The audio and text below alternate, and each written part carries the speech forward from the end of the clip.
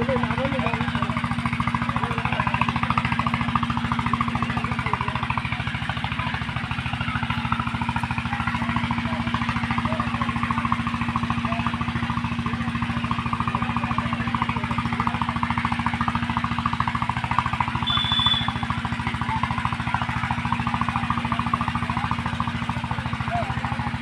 আলাইকুম এভরিওয়ান।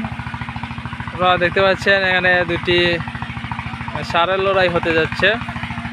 তো দেখা যাক কোন ষাঁড়টি জয়লাভ করে। আপনারা দেখতেই থাকুন।